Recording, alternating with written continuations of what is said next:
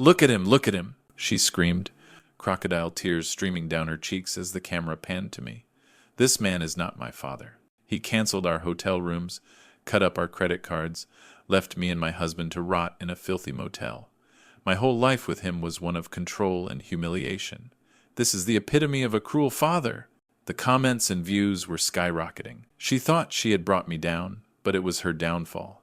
Before we get into what led to this, if you believe karma always finds its way, subscribe and let us know where you're watching from. Look at him! Look at him! Kayla screamed into her phone, holding it high as she live-streamed from the center of the hotel lobby. Her voice cut through the air as the scrolling flood of comments lit up her screen. She angled the camera toward me, making sure the world could see my face. Strangers thousands of miles away now judged me through her lies. "This man is not my father," she sobbed dramatically, letting crocodile tears slide down her cheeks. "He canceled our hotel rooms, cut up our credit cards, left me and my husband to rot in a filthy motel by the highway. My whole life with him was one of control and humiliation. This is the epitome of a cruel father." Guests in the lobby froze mid-step, whispering, pointing, lifting their own phones to capture the drama. On Kayla's screen, hearts and angry emojis exploded in real time. Her husband leaned against the counter behind her, smirking as if the performance was a scripted play. I stood near the check-in desk, my palms steady against the wood. My breath was slow, controlled. The receptionist glanced between us nervously, but no one moved to intervene. Why would they? In her stream, I was already guilty. A villain paraded for clicks and sympathy. I remembered the nights I had stayed late at the office, grinding through endless spreadsheets so I could afford her tuition. I remembered selling my only car to cover her medical bills. I remembered saying no to a promotion because I needed to be home to drive her to therapy. Every memory now twisted into the bars of a cage, one she built around me with every false word. Kayla tilted the phone closer to her face, her voice rising with perfect anguish. "This is the man who ruined my life. Control, that's all he ever gave me." The comment section scrolled faster, filled with strangers condemning me, branding me heartless.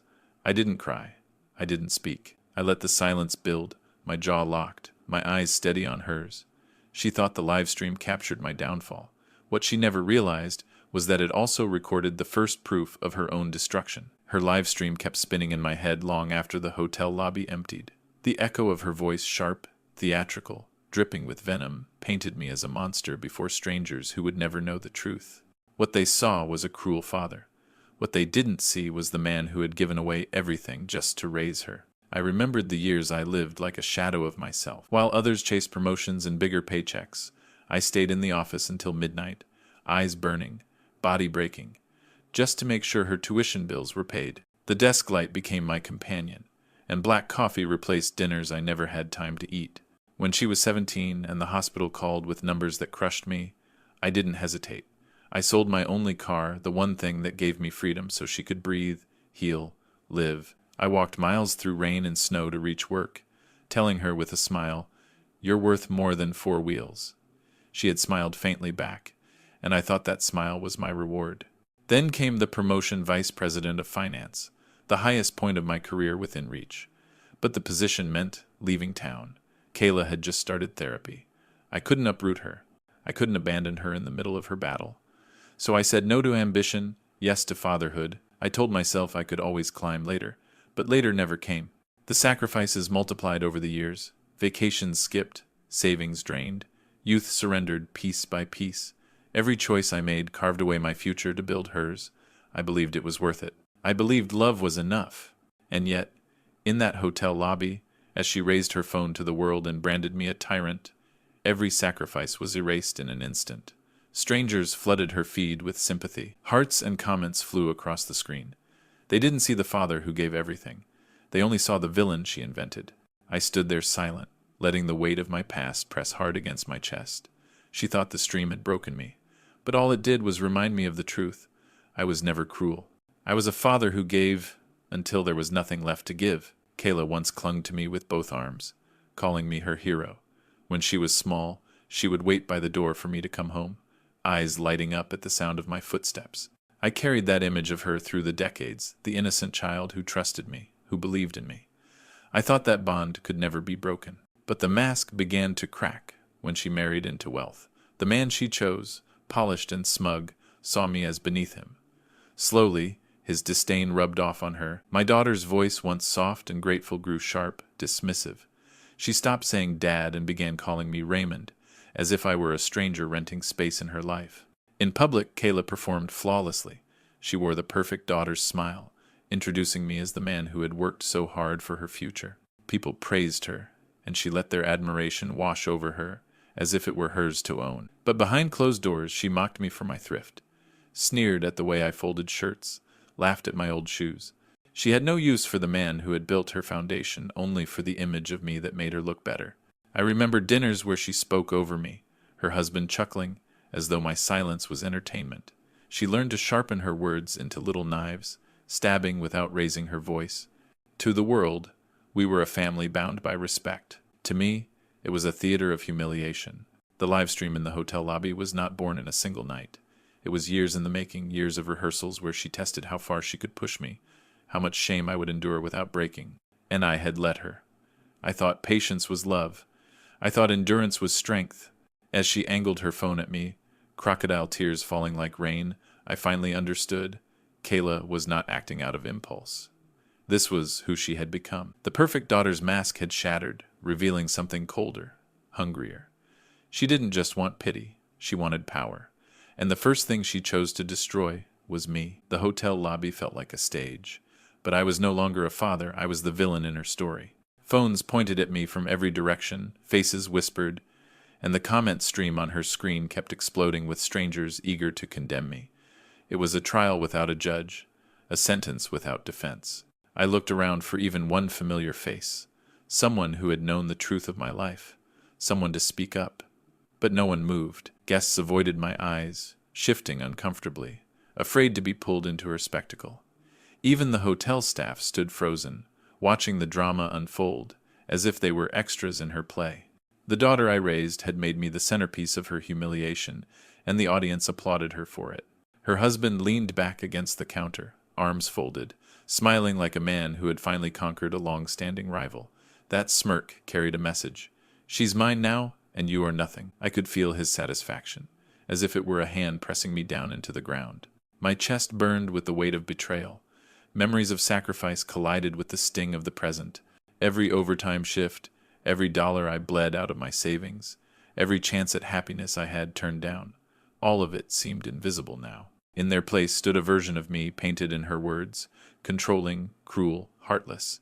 And still, I stayed silent. I didn't lash out. I didn't plead. I knew any word I spoke would be twisted into new content, new proof for her audience that I was exactly what she claimed. My silence was not weakness, it was survival. Yet, as the lobby pulsed with whispers and flashing screens, something shifted deep inside me. For the first time, I understood that I was not merely enduring her cruelty, I was allowing it. And in that moment, while the world saw a man broken, I felt a seed of something colder take root. It was small, quiet, invisible to everyone but me. Resolve. I would not defend myself in her circus, but I would not remain her victim. Not forever. I walked out of the hotel lobby with cameras still following me, their lenses greedy for one last image of the disgraced father. The heavy glass doors closed behind me, muting the roar of voices, but their echo clung to me like smoke. My daughter's live stream would outlive the night. It would be replayed, shared, dissected by strangers who would never know me, only the monster she had painted. The city lights blurred as I stepped onto the sidewalk. My chest felt hollow, my hands heavy at my sides. For 67 years I had carried the weight of sacrifice, convinced that love required endurance. I had told myself again and again that if I gave enough, she would see me. She would understand. She would remember. But the truth hit me harder than any whisper in that lobby. Amanda Kayla Cole no longer saw me as her father. She saw me as an obstacle to be removed, a stage prop to be humiliated, a villain to sharpen her story against. Her husband followed her out minutes later, smug grin intact as they climbed into their car. I caught the way he placed his hand on her shoulder, guiding her like she was the star of his production. To them, tonight was a victory. To me, it was the final blow. I stood under the cold wash of a street lamp, watching their taillights vanish into the night. The silence pressed against me, and for a moment, I almost let despair win. Almost. But something else stirred inside me, heavier, sharper, colder. A realization that while she had the crowd, the cameras, and the comments on her side, I still had something she could never take from me. The truth. She thought the live stream ended my story. She believed she had written the final chapter of who I was. But as I walked away from that hotel, shoulders squared, breath steady, I made a promise to myself. This was not the end. This was the beginning of hers. Sleep did not come that night.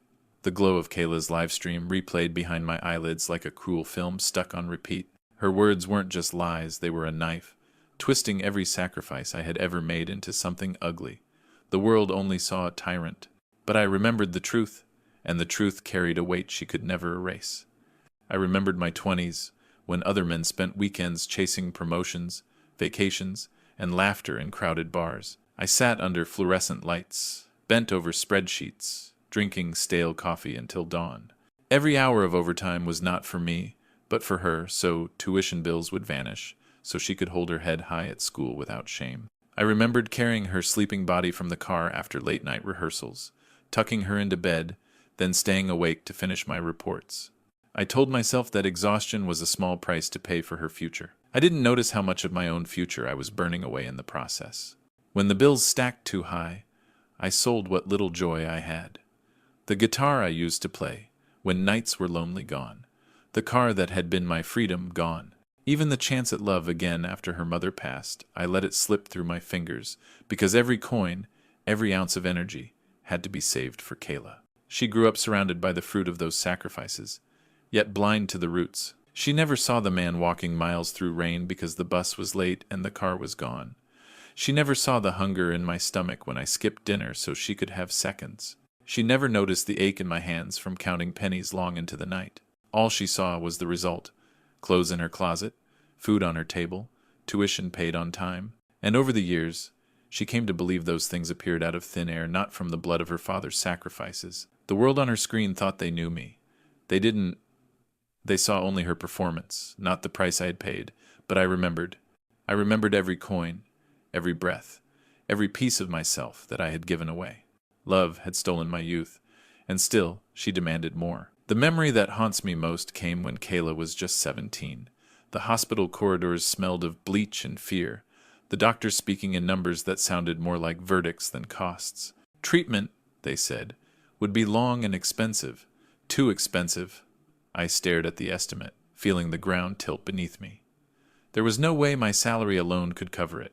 That night, I walked into the garage and laid my hand on the hood of my car. It was old, dented, but it was mine, the one thing I had left that gave me a sense of independence. I had bought it after years of saving, a small reward for decades of labor. Selling it felt like cutting out a piece of myself. But in the morning, I signed the papers, handed over the keys, and took the bus home with nothing but a folded check in my pocket. For months, I walked to work in rain and snow, shoes soaking through, coat too thin, carrying the weight of hospital bills in my briefcase. My coworkers joked about me getting in shape, never knowing the reason. Every step was for her. Every blister on my feet was a promise. You will live, Kayla. You will breathe, even if it costs me everything. I remember sitting by her hospital bed, watching the IV drip its slow rhythm, her pale face turned toward the window. I told her, "Don't worry, sweetheart. You're worth more than 4 wheels." She smiled weakly, and for a moment I believed that smile was proof my sacrifice mattered. Years later, she would throw that memory back at me like trash. "That was your duty," she said coldly, when I reminded her of the car. "You're my father, what else were you going to do? No gratitude, no recognition, only entitlement sharpened into cruelty." That night, in the hotel lobby, as her live stream painted me as a tyrant, that moment in the hospital replayed in my mind. I had walked through storms for her.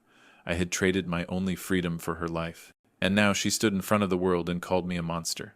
The world saw her tears. I remembered the blisters. It was the call every career man waits for. My manager, eyes shining with approval, slid the folder across the desk. "Vice President of Finance," he said. The title alone would have changed everything: higher salary, a corner office, a future secure. After years of sacrifice, my chance had finally arrived. But there was a catch. The job meant relocating across the country. New city, new responsibilities, endless hours. At that very moment, Kayla was just beginning therapy. She was fragile, balancing on a thread of hope. Leaving would mean pulling the ground from beneath her feet. That night, I sat at the kitchen table with the offer letter in front of me. I thought about the house we might have bought, the savings I might have built, the comfort I might have finally known. Then I heard the sound of her footsteps upstairs, the quiet sobs she tried to hide from me, and I knew the answer. I folded the letter and told my manager the next morning. I can't take it. My daughter needs me here. He looked at me like I had lost my mind. Maybe I had. I traded decades of ambition for therapy sessions, carpools, and late-night talks to keep her from falling apart. I told myself that love was measured not in titles but in presence, that one day she would remember I had chosen her over everything else.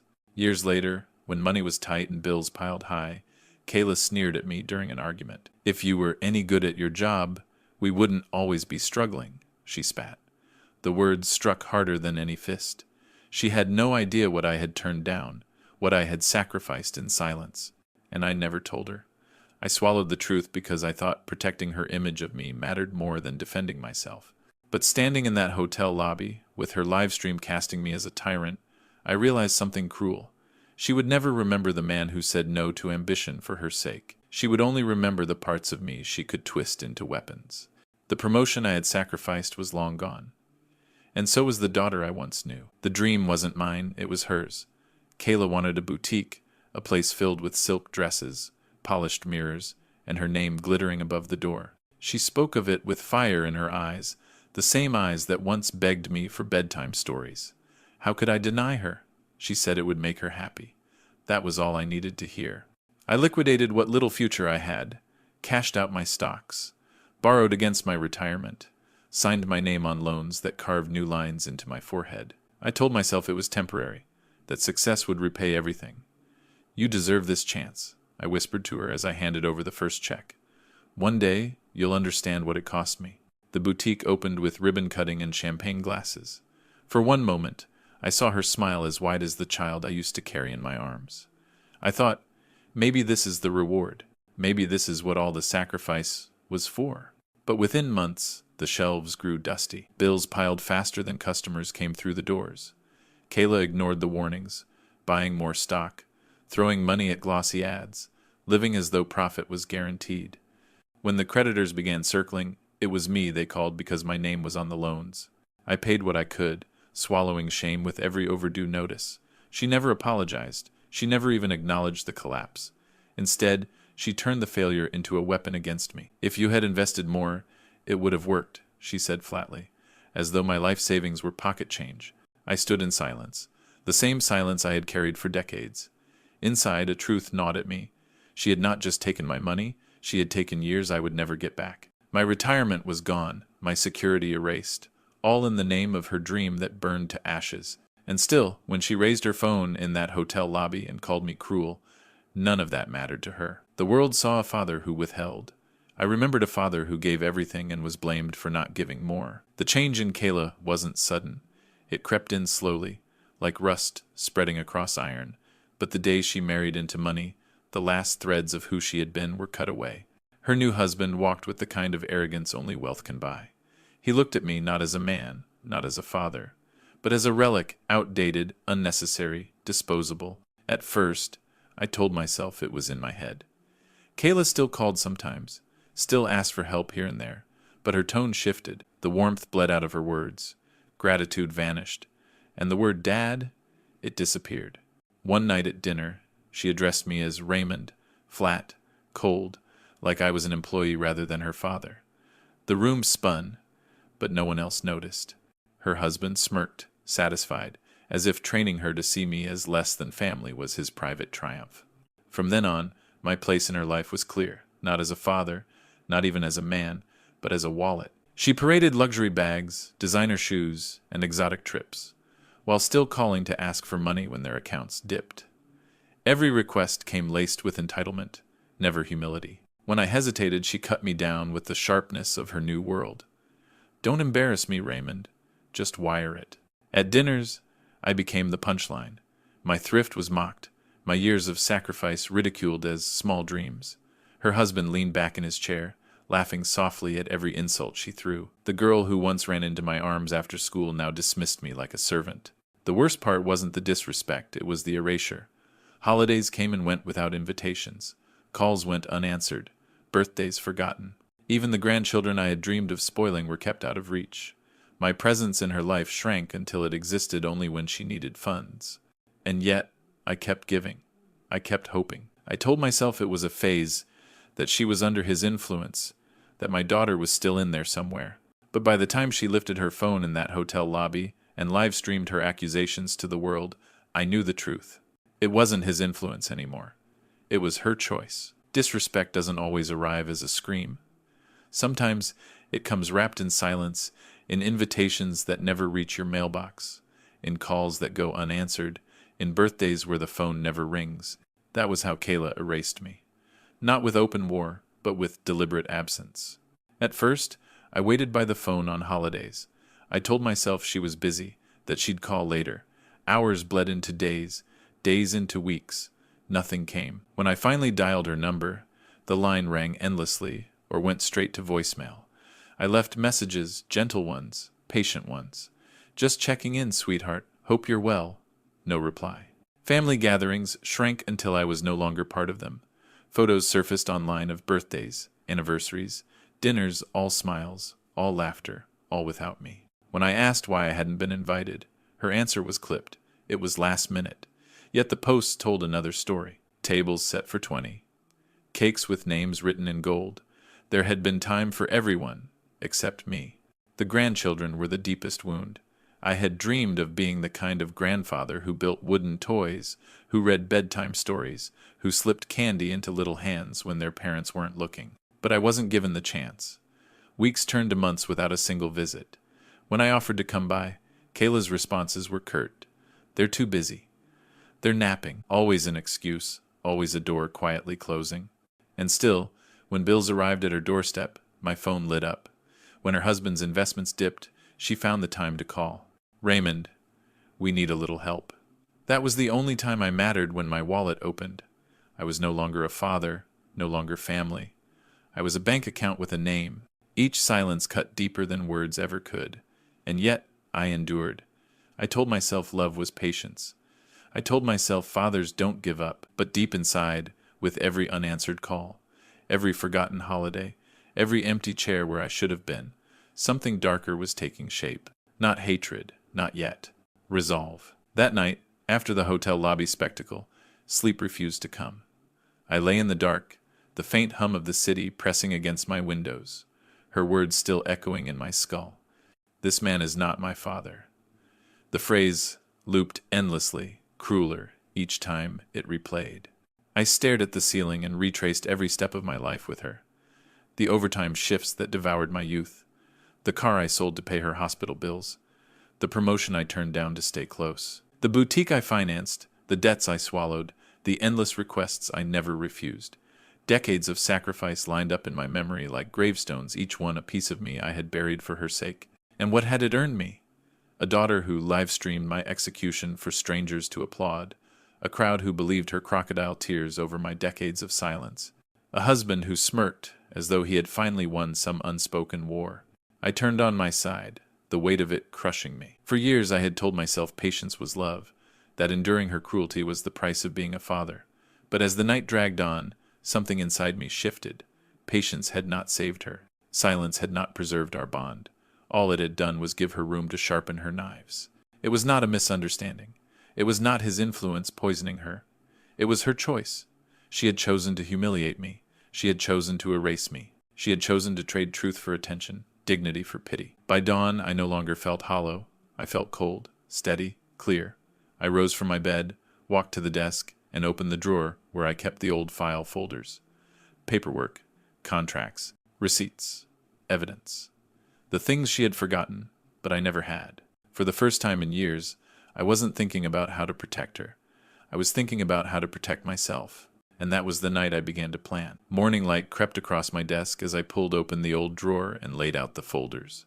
Dust clung to the edges, the smell of paper and ink rising like a memory I had tried to forget. For years, they had sat untouched reminders of a time when I thought my sacrifices would secure her future. But now, in the quiet after betrayal, they became something else. Weapons. Among the contracts and receipts was one document I had nearly forgotten. Years ago, when Kayla begged me to help her open the boutique, The bank required collateral and a guarantor. I signed without hesitation. My name wasn't just on the loans, it was on the corporation itself. Silent co-owner, equal stake. At the time, it meant nothing to me. I didn't care about ownership or shares. I cared about her smile, about the way she hugged me when I handed her the first check. I told myself it was only paperwork, a formality to help her dream take flight. But as I traced my finger across the signature that bore my name, I realized its true value. She thought she had erased me from her life. She had forgotten that on paper, I was still standing beside her. I opened the ledger book and scanned the financial records. Transactions leapt out immediately, numbers that didn't align, expenses that reeked of personal indulgence, disguised as business costs. Thousands flowing into accounts that had nothing to do with inventory or payroll. Money that vanished without explanation, except for one name, hers. Kayla believed she had staged the perfect performance in that hotel lobby, casting herself as the victim of a cruel father. But she had left her real mask, the one hiding her greed and fraud, wide open in the books, and I was still in the position to expose it. For the first time since that night, I felt the weight on my chest ease. She thought the Livestream had destroyed me. She had no idea it had awakened me. The hidden stake was mine, and with it the power to turn her stage into her downfall. The first irregularity revealed itself almost too easily. I sat at my desk, papers spread wide, the soft hum of the lamp above casting shadows across the numbers. At first glance, the ledgers looked ordinary: payroll, vendor costs, rent, but patterns whisper louder than words if you know how to listen. And I had spent my life in finance, trained to hear them. A cluster of transactions repeated each month, identical in amount but masked under vague descriptions. Consulting fees, miscellaneous expenses, external services. Thousands of dollars draining away like water through a cracked pipe. Yet no vendor invoices, no receipts, no corresponding records. I knew immediately what I was looking at: theft hidden in plain sight. I leaned closer, tracing one particular trail. The money led not to business partners or suppliers, but to a personal account. Not her husband's, not an investor's. Kayla's tan.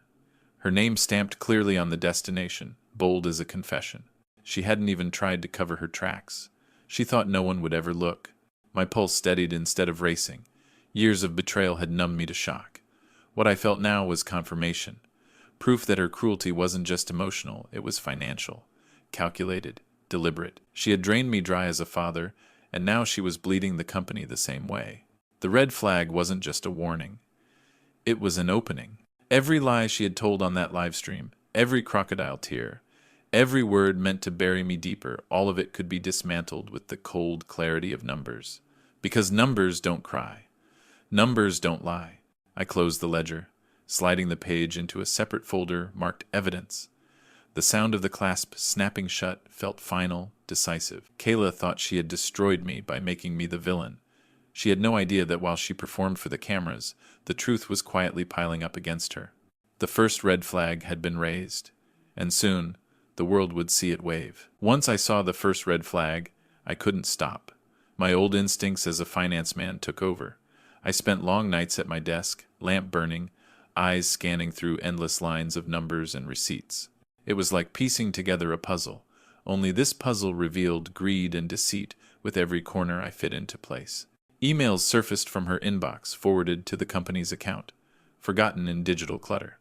Vendor agreements with altered figures. Duplicate invoices paid twice. Gifts recorded as business development. Each file was another crack in her carefully painted image. The deeper I dug, the clearer it became.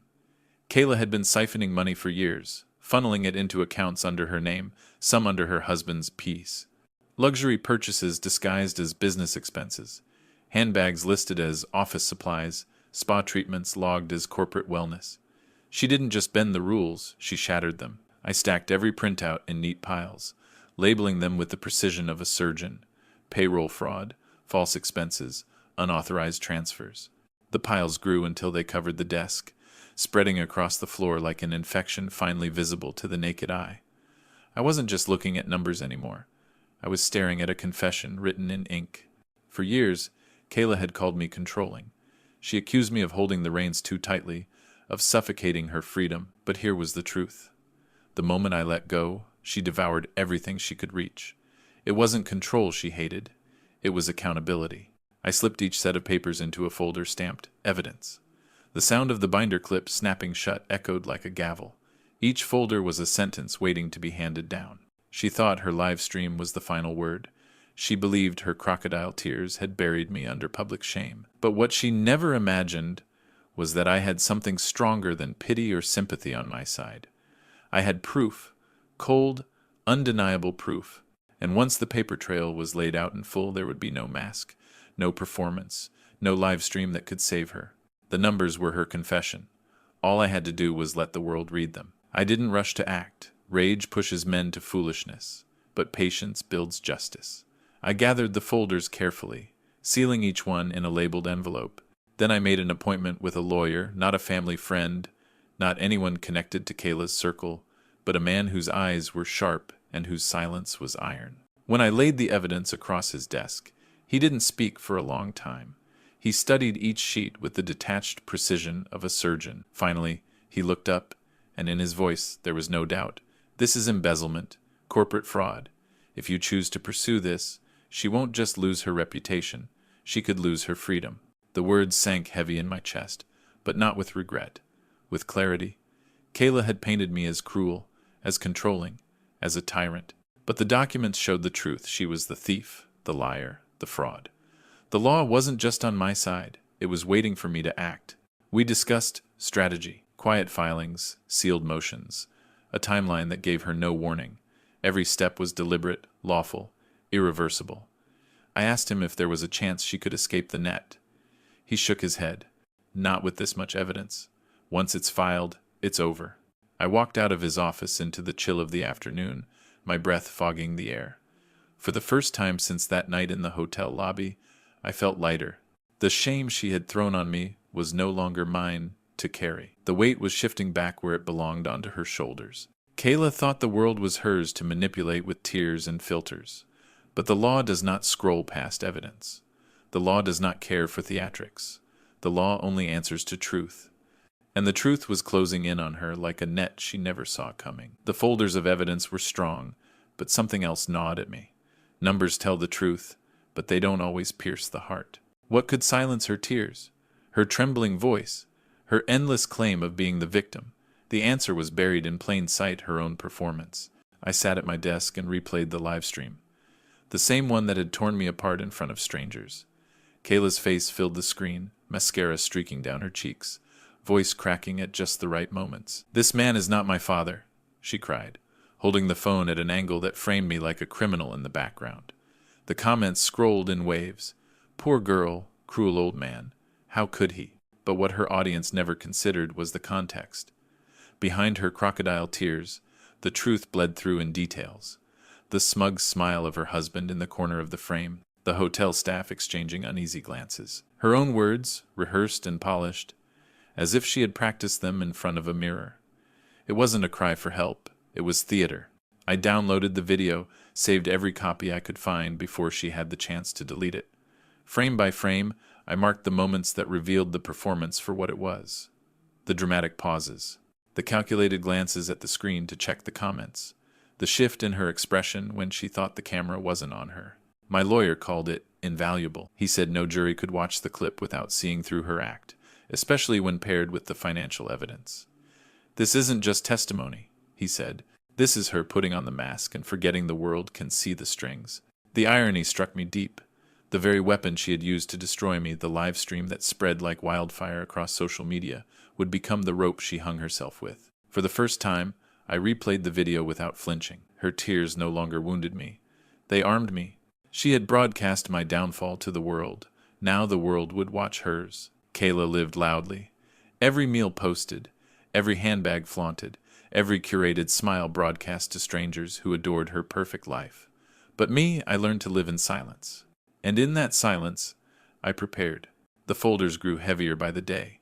Evidence of embezzlement, receipts of false expenses. The live stream clip, all neatly cataloged, notarized, and duplicated.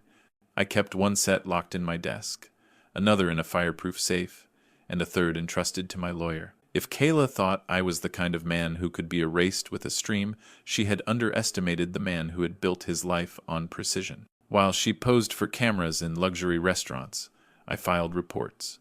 While she traveled for photo opportunities, I drafted affidavits. Each click of the stapler, each stamp of the notary was another brick in the wall closing in around her. The contrast was almost poetic. She lived in noise, but my silence was the one thing she could not control. There were nights I sat alone, the weight of it pressing on me. A part of me still asked, was I truly ready to drag my own daughter into the fire? But then I replayed her voice. This man is not my father. The hesitation burned away. She had already cast me out. What I was doing wasn't revenge, it was recognition. The world would finally see her for who she was. My lawyer advised patience. Timing mattered. The filings had to land all at once with the company, with the court, with the board. A clean strike, he said, not a warning shot. I agreed. Kayla's entire world depended on perception. The only way to shatter it was to strike so swiftly that no performance could save her. And so I waited, silent and steady, while she basked in her temporary victory. She thought she had won. She thought I was broken, humiliated, erased. But every quiet night, every silent morning, was a countdown, and she didn't even know the clock was ticking. The night before I acted, the world outside my window was quiet. Street lamps glowed on empty sidewalks, and the hum of distant traffic sounded like the low murmur of fate itself. For the first time in months, my chest didn't ache with humiliation or anger. It pulsed with something sharper, certainty. I sat at the kitchen table, the evidence spread neatly in front of me. Financial records, notarized statements, the Livestream clip, every piece a weapon, every page a truth she could no longer escape. I rehearsed the moment in my mind, not with shouting, not with tears, but with silence. Kayla's world had been built on performance. Mine would be dismantled with facts. I imagined the courtroom, the way her voice would tremble as she tried to summon those same crocodile tears, the way her lawyer would object, the way the judge would silence them once the evidence spoke louder than she ever could. For years, I had let her control the narrative, twisting my silence into guilt. Soon, that silence would become her undoing. There was no satisfaction in it, not the kind people think revenge brings. There was only necessity. Kayla had stripped me of dignity in public, branded me a tyrant, and paraded my shame across the world. But dignity is not given, it is reclaimed, and tomorrow I would take mine back. As the clock ticked past midnight, I closed the final folder and slid it into my briefcase. My hands were steady, my breath calm. The storm was ready, its thunder built from years of sacrifice and betrayal. I rose, turned off the light, and let the room fall into darkness. She thought her live stream had ended my story. Tomorrow she would learn it had only set the stage for hers. Kayla thought the world was hers to command. She strutted through restaurants with her phone held high, live streaming every glass of champagne, every designer bag. To her followers, she was untouchable. To her husband, she was a prize. To me, she believed I was finished, an old man buried beneath shame. But the morning the first envelope landed on her company's boardroom table, everything shifted. Inside was not rumor, not hearsay, but documents, bank transfers, falsified invoices, expense reports that led directly to her accounts. My name was on the cover page as co-owner, silent partner, silent witness, silent executioner. The board members sat in shock as the truth unfolded. These weren't numbers pulled from thin air. They were stamped with signatures, bank seals, email trails. Every page told the same story. Amanda Kayla Cole had siphoned money for years, bleeding the company to feed her lifestyle. Her husband's smile faltered when the directors called him in. Whispers spread through the office like wildfire. By noon, she could feel the shift conversations cut short when she entered the room, eyes refusing to meet hers. The same world that had once clapped for her live stream now studied her with suspicion. And me? I didn't need to raise my voice. I didn't need to show up with accusations. The evidence spoke for me. For the first time, I didn't have to defend myself. The truth did the speaking, louder than her tears ever could. She thought her phone gave her power. She thought public sympathy was armor. But paper cold, signed, and sealed is heavier than pity. And when the weight of those documents hit her desk, I knew the first crack had opened in her perfect mask. The revelation had begun. And it was only the first strike. It started quietly, a single post on an obscure financial forum, a handful of documents uploaded anonymously, showing her signature on falsified invoices. Within hours, the story leapt to larger platforms. By evening, it had spread like wildfire. The darling of social media, Amanda Kayla Cole, accused of corporate fraud. Screenshots of the documents circulated faster than any of her live streams ever had. Comment sections turned savage. The same strangers who once sent her hearts and sympathy now filled the feeds with outrage. She stole from her own company? All that luxury was fake? The public she had weaponized against me had turned, and they weren't just questioning her, they were tearing her apart. I watched from my desk as the views climbed. Irony burned through me. The very platforms she had used to humiliate me were now the stage for her collapse. Every video dissected her fake tears. Every commentator highlighted the gap between her performance and the hard evidence in black and white. Her husband tried damage control, posting a clipped statement about baseless accusations. But the internet is not kind to liars. Users dragged up her lavish photos, placing them side by side with the leaked records. Every handbag became a stolen dollar, every trip a sign of fraud. No denial could stand against the cold clarity of proof. Meanwhile, I remained silent. I didn't need to appear on camera, didn't need to say a single word. I let the world do what it does best: expose, amplify, and condemn. By the end of the week, Amanda Kayla Cole was no longer a victim in the public's eyes. She was a thief, a fraud, a con artist. Sponsors pulled their support. Invitations dried up. Friends erased old photos with her. She had thought the internet was her kingdom. Now it was her executioner. Kayla had always believed her strength came from numbers, the glittering crowd of friends, investors, and online admirers who cheered her every move. For years, she lived in a fortress built of followers and allies. But when the documents surfaced, that fortress began to crumble, stone by stone. The first to vanish were her so-called friends. The women who once posed beside her for selfies at rooftop bars quietly deleted their photos with her. Some unfollowed, others blocked, all desperate to distance themselves from the stain of scandal. To them, loyalty was worth less than reputation. Then came the investors. They demanded answers she couldn't give. Board meetings grew tense, her polished smile cracking under the weight of their questions. One by one, they pulled funding, cutting her off from the endless stream of money she had always taken for granted. Her husband's family was next. They had tolerated her arrogance as long as she was an asset, the perfect trophy wife who boosted their image. But fraud threatened their legacy. Behind closed doors, they urged her husband to reconsider his marriage. Whispers turned to ultimatums. She had gone from prized jewel to liability overnight. Even the anonymous crowd, her beloved audience, turned vicious. The comment sections filled with words sharper than knives: fraud, liar, gold digger. The same people who once showered her with hearts now delighted in her downfall. Every live stream she had once weaponized was replayed as evidence of hypocrisy. And through it all, I remained silent. I didn't need to push the collapse. Her allies abandoned her faster than I ever could have forced them to. Betrayal, I learned, is contagious once it begins. It spreads until no bond is left unbroken. Kayla had cast me as the villain of her story. But now, stripped of her chorus of supporters, she stood alone, and for the first time she faced a truth I had known for years. Without loyalty, without integrity, you are nothing. Her empire had not just cracked, it had collapsed. The day of the hearing arrived draped in silence. The courthouse was nothing like the stage she loved. No chandeliers, no cameras she could control, no audience willing to be charmed by crocodile tears. Only wood, stone, and the weight of law.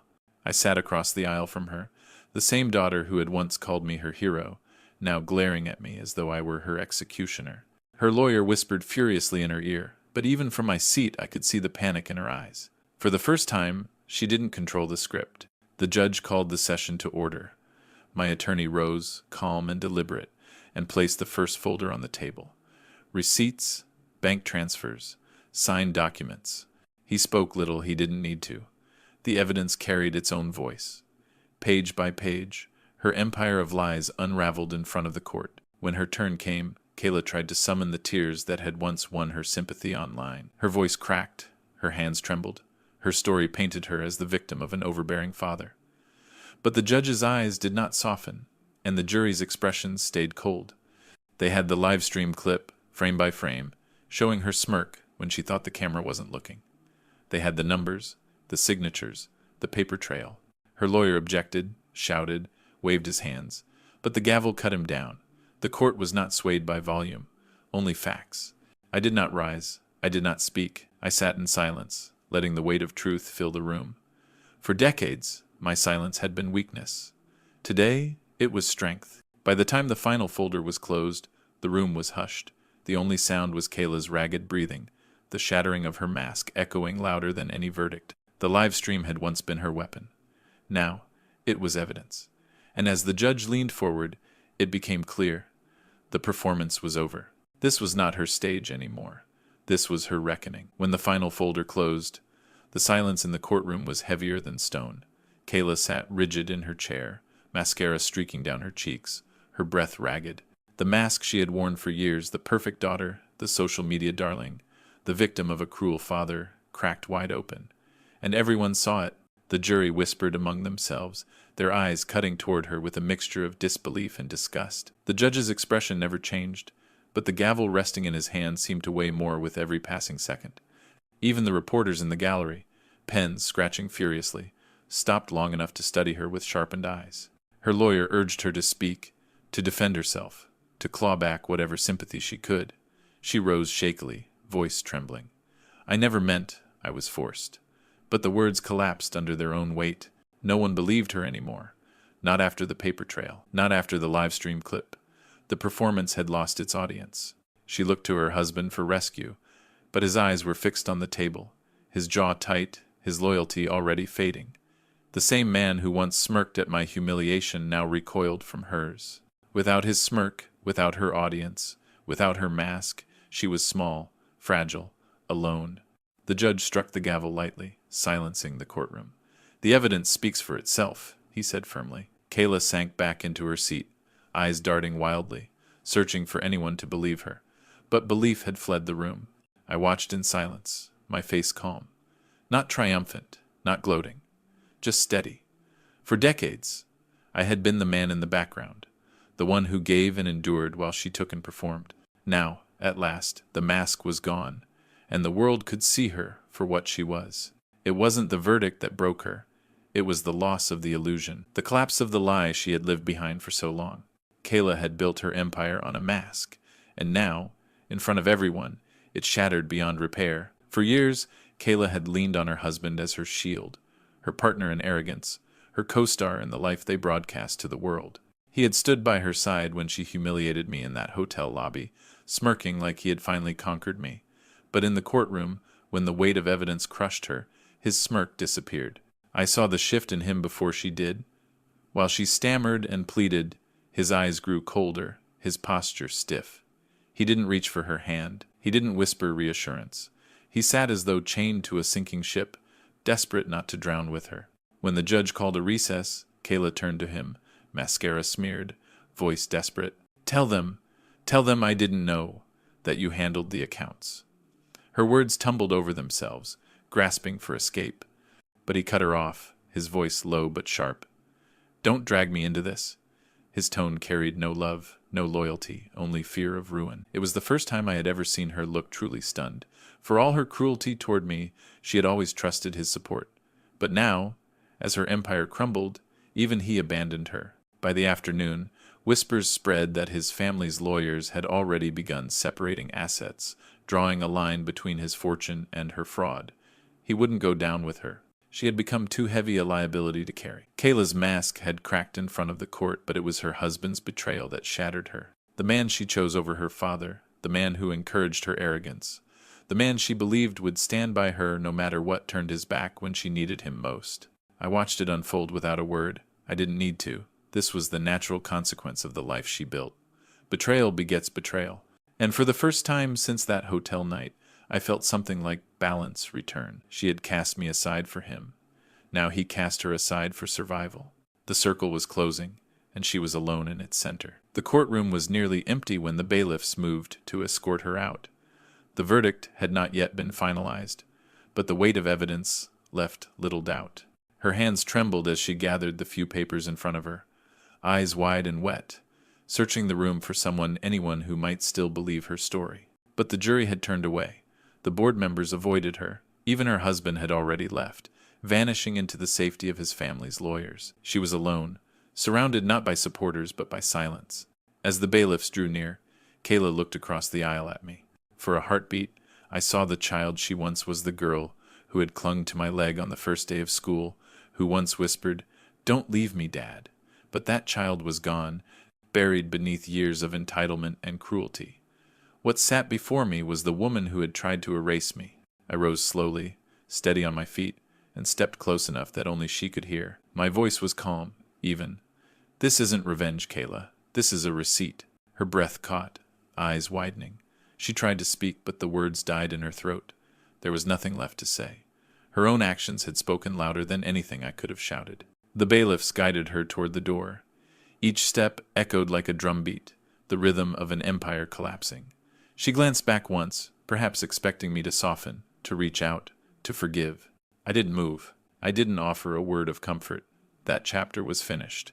The courtroom doors closed behind her, and the silence that followed was not heavy but clean. Final.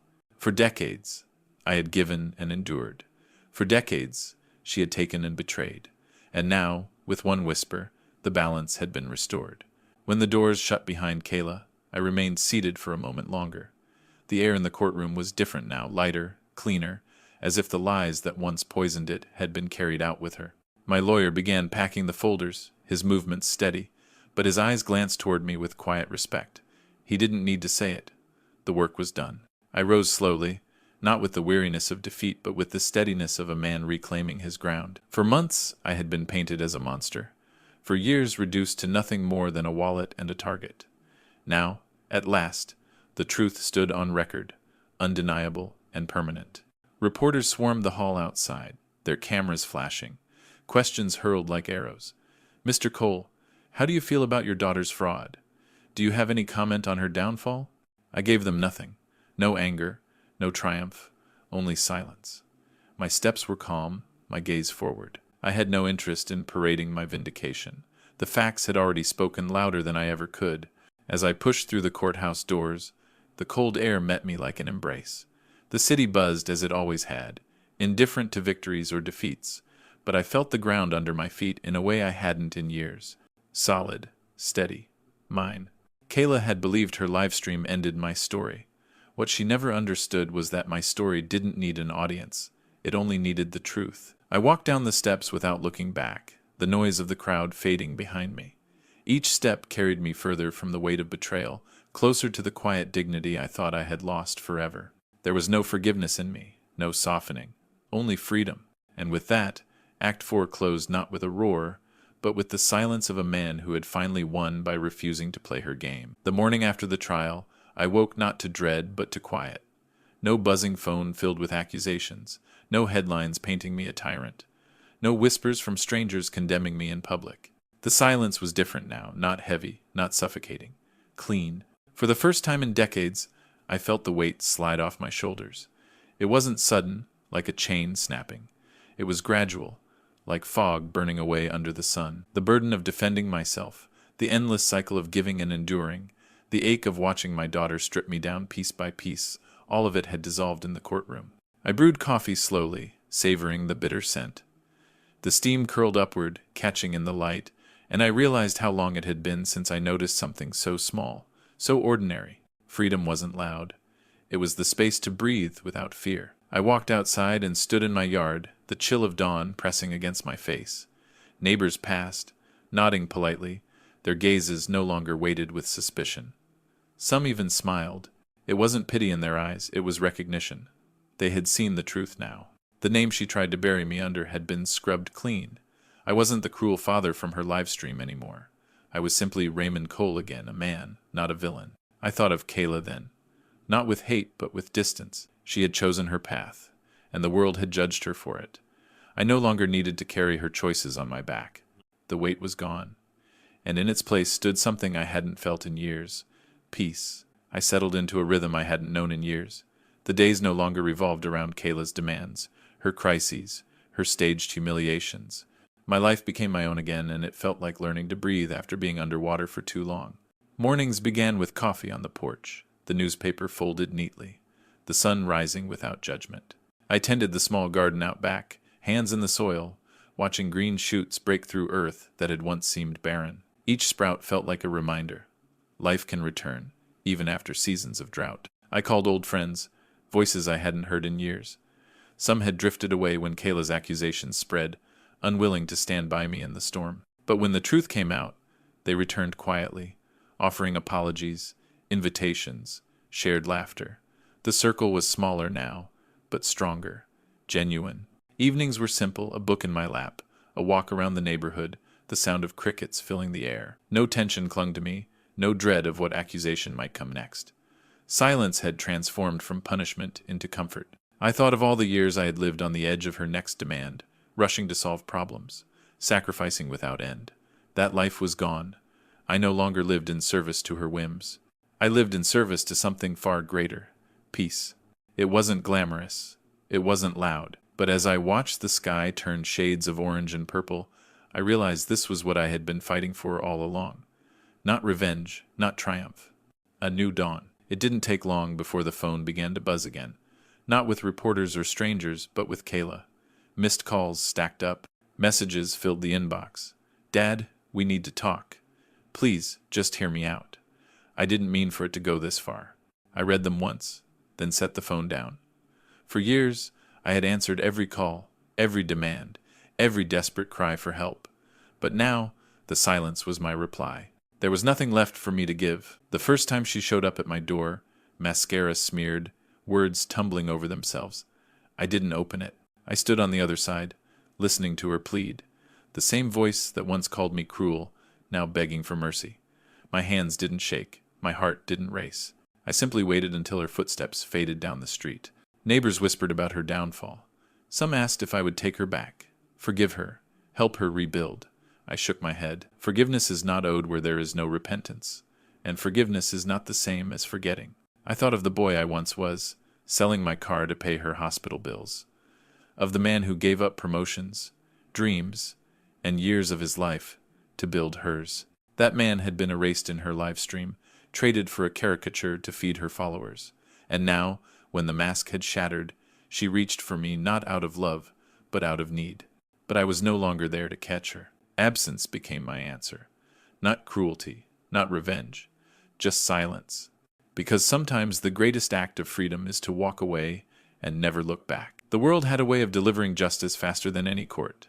Kayla had once thrived in its spotlight, but now that same spotlight burned her. Headlines spread across newspapers and online platforms. Influencer exposed for fraud. The fall of Amanda Kayla Cole. Her name, once associated with glamour, had become synonymous with deception. News anchors replayed clips of her live stream, dissecting every fake tear, every dramatic pause. Commentators who once praised her ambition now ridiculed her arrogance. She called her father cruel, one reporter noted, but the records show who the cruel one really was. On social media, hashtags trended overnight, not in her favor, but against her. Memes mocked her staged performance. Videos compared her words to the evidence presented in court. Even strangers who had once defended her turned on her with venom, eager to distance themselves from the wreckage of her reputation. Brands she had partnered with released statements cutting ties. Former allies posted apologies for ever supporting her. Invitations to events vanished. The very platform she used to build her image now hosted her ruin, and I watched it all unfold from the quiet of my living room. Not with triumph, not with gloating, but with a solemn sense of balance. The world that had once branded me a villain had now turned its judgment on the true deceiver. I didn't need to raise my voice. I didn't need to remind anyone of the truth. They had seen it for themselves. The silence around me was no longer suffocating. It was clean, just, final. Kayla had sought fame. What she received instead was infamy. And the judgment of the world is a sentence no father could ever shield her from. Freedom did not arrive with fireworks. It came quietly, in the smallest of moments. I found it in the first sip of coffee each morning, unhurried and unburdened. I found it in the sound of birds gathering on the fence, their song louder than the echoes of courtroom battles. I found it in the soil of my garden, dark and rich, crumbling between my fingers as though life itself was returning to me. For years, I had ignored these things. My days had been consumed with work, sacrifice, and the endless cycle of giving to a daughter who only took. I missed the beauty in the ordinary, but now, stripped of her demands, I could see it clearly again. I started walking in the evenings. Neighbors waved, some stopping to chat. A few even apologized for believing her lies at first. I didn't hold it against them. People believe what they want to believe. What mattered now was the warmth in their smiles, the normalcy of simple human kindness. Books that had gathered dust on my shelves finally found their way back into my hands. I lost hours in stories, the words carrying me places far from betrayal and pain. Some nights I would sit on the porch, listening to the crickets, letting the stillness of the world wash over me. These weren't grand victories. They weren't the kind of moments you broadcast for likes and comments. But they were mine, and they were real. For the first time in years, I felt joy not as a rare visitor, but as a steady companion. It lived in the quiet, in the routine, in the life I had finally reclaimed. Kayla had tried to define me by her lies. But in the end, it was the simple joys, small, honest, unshakable, that defined who I truly was. When I looked in the mirror now, I no longer saw the man Kayla had tried to paint: the tyrant, the cruel father, the villain. I saw the lines carved by sacrifice, yes, but I also saw the strength that survived it. I was scarred, but I was not broken. For too long, I had believed silence made me weak, that by swallowing her insults, I had allowed her to strip away my dignity. But standing on the other side of her downfall, I understood. My silence had not been weakness. It had been patience. And patience had delivered justice more precise than any outburst ever could. Neighbors, colleagues, even distant acquaintances stopped me on the street now, not with suspicion but with respect. They spoke of my endurance, of how I had carried myself without hatred, of how I had chosen the law instead of vengeance. Their words mattered less than the feeling they left behind. Validation. Proof that I was not the monster she had invented. At night, I sat in the quiet of my home, no longer haunted by her voice. The memories of betrayal were still there, sharp and painful, but they no longer defined me. They were chapters in a book I had already finished. Kayla's downfall did not make me victorious. It simply made me free, and freedom revealed a truth I had forgotten. I was still whole, still standing, still Raymond Cole. Life had tried to bend me with loss, betrayal, and humiliation. But I had not snapped. I had endured, and in enduring, I had become something stronger than unbroken. I had become unshakable. The day came when I walked past a store window and caught my reflection. For the first time in years, I didn't see the shadow of betrayal in my face. I saw a man steady on his feet, eyes clear, shoulders no longer bowed under invisible weight. The story that had nearly destroyed me had finally ended, and I was still here. Kayla's name appeared less and less in the headlines. The world had moved on to its next scandal, as it always does. But I didn't need the world to remember her downfall. I didn't need them to remember me at all. What mattered was that the lies no longer defined me. I visited the cemetery one afternoon, standing before my wife's grave. For years, I had carried the shame of failing our daughter, wondering if I had given too much, or too little, or simply wrong. I rested my hand on the cool stone and whispered, "It's done now. The truth is clear, and I can finally let go." The wind moved gently through the trees, and I felt a peace settle over me that words could not touch.